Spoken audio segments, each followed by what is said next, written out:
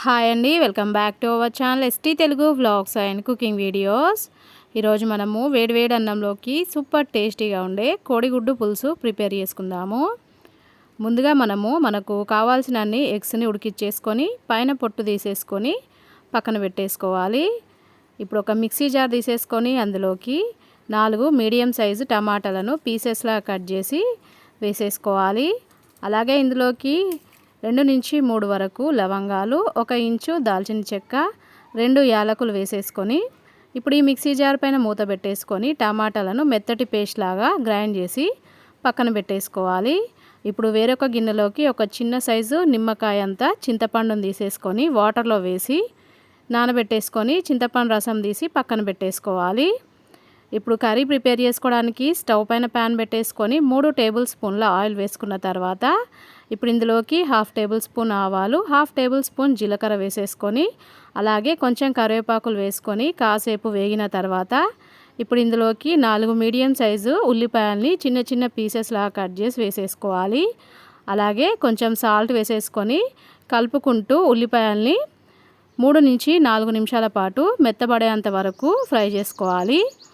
ఉల్లిపాయలు ఈ విధంగా మెత్తబడిపోయిన తర్వాత ఇప్పుడు ఇందులోకి ఫ్రెష్గా దంచుకున్న అల్లం వెల్లుల్లి పేస్ట్ వేసేసుకోవాలి.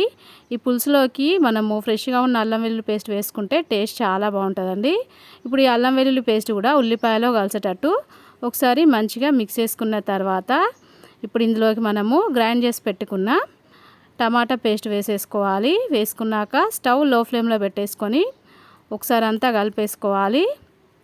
కలుపుకున్న తర్వాత ఇప్పుడు మనము ఈ గిన్నె పైన మూత పెట్టేసుకొని టమాటా పచ్చి స్మెల్ పోయేంత వరకు ఉడికిచ్చేసుకోవాలి. 5 నిమిషాల తర్వాత చూడండి, ఈ విధంగా మనం వేసిన టమాటా పేస్ట్ ఆయిల్లో మంచిగా ఉడికి ఆయిల్ ఈ విధంగా పైనకి తేలుతున్నప్పుడు 1/2 టేబుల్ స్పూన్ పసుపు, టేస్ట్కి సరిపడినంత సాల్ట్, 2 టేబుల్ స్పూన్ల కారము, 1/2 టేబుల్ స్పూన్ ధనియాల పొడి, 1/2 టేబుల్ స్పూను గరం మసాలా వేసేసుకొని ఇప్పుడు మనం వేసిన మసాలాలు ఉల్లిపాయలకు కలిసేటట్టుగా ఒకసారి మంచిగా మిక్స్ చేసేసుకొని ఇప్పుడు ఈ గిన్నె పైన మూత పెట్టేసుకొని లో ఫ్లేమ్లో 5 నిమిషాల పాటు ఉడకనివ్వాలి. 5 నిమిషాల తర్వాత ఇప్పుడు ఇందులోకి ఇందాక మనం తీసి పెట్టుకున్న చింతపండు రసం వేసుకోవాలి. ఈ చింతపండు రసం అనేది మీరు తినే పులుపుని బట్టి అడ్జస్ట్ చేసి వేసుకోండి. మనకి కోడిగుడ్డు పులుసులోకి పులుపు కొంచెం ఎక్కువగా ఉంటేనే టేస్టీగా చాలా బాగుంటుందండి. ఇలా వేసుకున్న తర్వాత మనం ఒకసారి అంతా కలిపేసుకొని ఇప్పుడు మనము పులుసు కన్సిస్టెన్సీ తగ్గట్టుగా వాటర్ వేసేసుకొని కన్సిస్టెన్సీ అడ్జస్ట్ చేసుకున్న తర్వాత సాల్ట్ చెక్ చేసుకొని సాల్ట్ వేసుకున్నాక ఇప్పుడు మళ్ళీ గిన్నె పైన మూత పెట్టేసుకొని మీడియం ఫ్లేమ్లో పులుసులో ఉన్న ఆయిల్ పైనకి తేలేంత వరకు 5 నిమిషాల పాటు ఉడకనివ్వాలి.